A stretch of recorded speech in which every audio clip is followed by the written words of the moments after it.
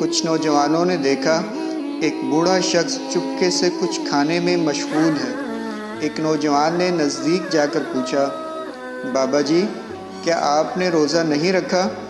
بوڑھے شخص نے جواب دیا، کیوں نہیں، میں نے روزہ رکھا ہوا ہے، میں صرف پانی پیتا ہوں اور کھانا کھاتا ہوں۔ نوجوان ہنس پڑے اور بولے، کیا ایسا بھی ہو سکتا ہے؟ بوڑھے شخص نے کہا، ہاں، میں جھوٹ نہیں بولتا، میں کسی پر بری نگاہ نہیں ڈالتا، کسی کو گالی نہیں دیتا، کسی کا دل نہیں دکھاتا، کسی سے حسد نہیں کرتا، مال حرام نہیں کھاتا اور اپنی ذمہ داریاں اور فرائض دیانتداری سے انجام دیتا ہوں، لیکن چونکہ مجھے شدید بیماری لاحق ہے اس لیے میں اپنے معدے کو روزے دار نہیں بنا سکتا۔